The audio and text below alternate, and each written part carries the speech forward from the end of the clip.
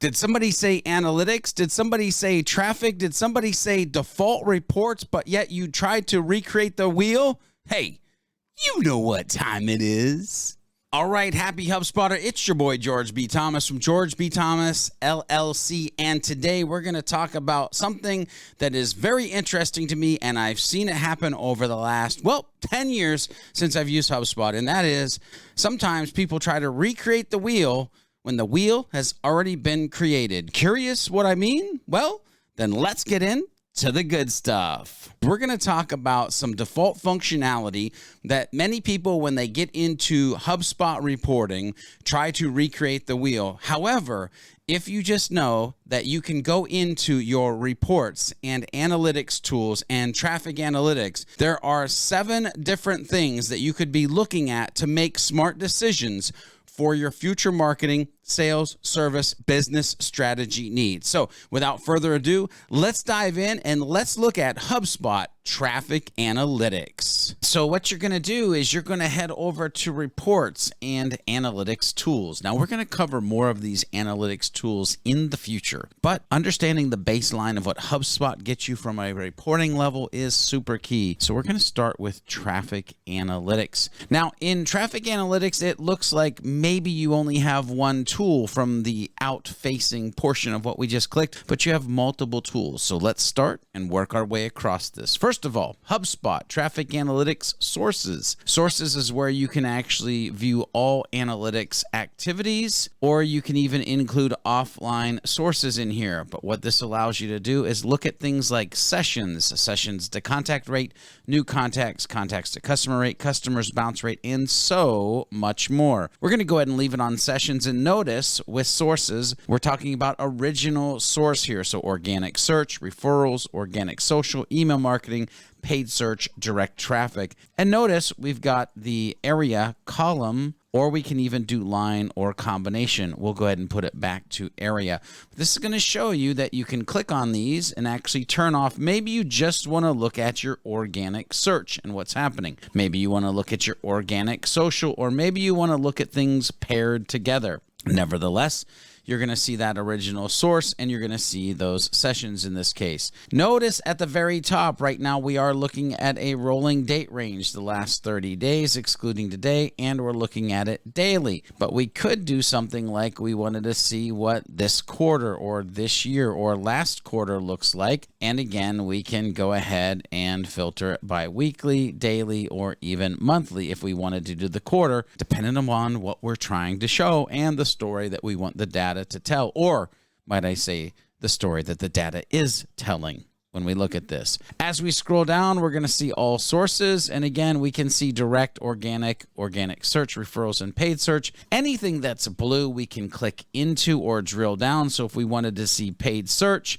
we're going to see that there's an auto-tagged PPC. We can go and see that it's AdSense. In other words, in this case, I think it was Instagram, but we're going to go back to all sources. You're going to see sessions, session to contact rate, new contacts, contact to customer rate, customers, and so on and so forth. And each of these you can actually filter up or down depending on what you want to click here.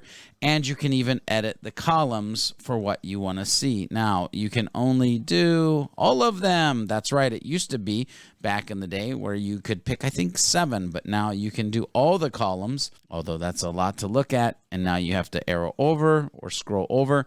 So maybe you don't want all of them, but at least grab the ones that you do want to look at. And now you'll have that table that you can look at. So that right there is the sources. Other than that, what you might want to do is export, or you're going to see that you can save chart, save table, but literally save it as a report. So if you want to put something like this on a dashboard after you filter it by a certain way, you have the ability to do that. Moving on, if you've created topic clusters, you're going to be able to see your topic clusters here.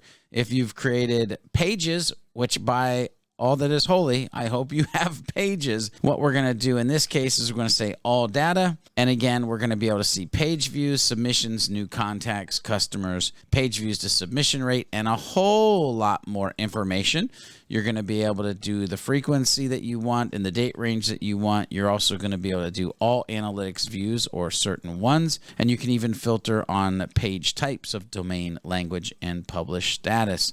As we scroll down through this, you again have the same columns. So if we want to see the most viewed pages or the least viewed pages, well, then we can see that over here and over time.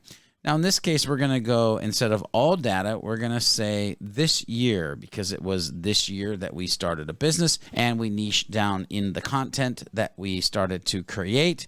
And yes, we can see that we're in a little bit of a pattern. I wonder if that's the Google helpful update or maybe a Google update. Doesn't matter, but we can start to see what is the most viewed pages here. Obviously, the homepage makes sense. HubHeroes podcast totally makes sense.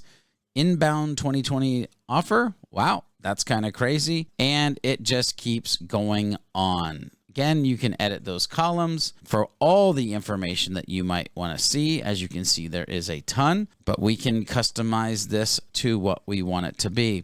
So we've got sources, topic clusters, pages. Also, if you're using UTM parameters, you'll be able to see UTM parameters for this. Again, if you're using them, you know what they are. If you don't know what they are, then we should probably create a video on what is UTM parameters. You're going to be able to see countries.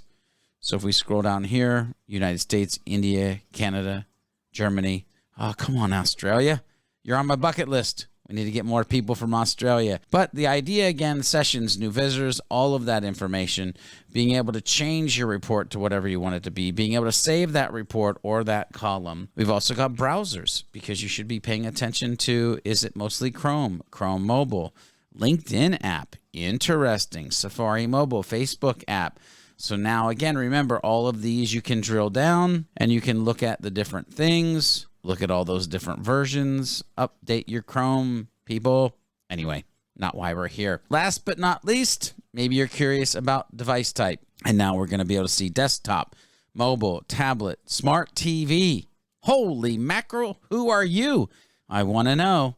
But nevertheless, we can see more people are viewing on desktop than mobile.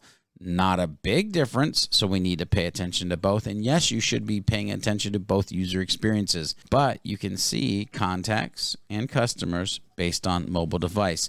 So again, traffic analytics, when you're out in this outer shell, feels like it might be one thing, but there's literally 1, 2, 3, 4, 5, 6, 7 things that could help you market better. As long as you knew that you can go into HubSpot, go into reports, go into analytics tools, and check out your traffic analytics. So make sure you head into your HubSpot portal. Make sure you go to that reportings tab and make sure you check out your traffic analytics. Now, in future videos, we're going to dive into more areas of HubSpot where there's default reporting so that you know you don't necessarily have to recreate the wheel. Just use the wheels that are already there to get you down the road. Hey, don't forget to check us out at georgebthomas.com if you need any help with your HubSpot or HubSpot coaching and training. And don't forget to be a happy, helpful, humble human, and we'll see you in the next video.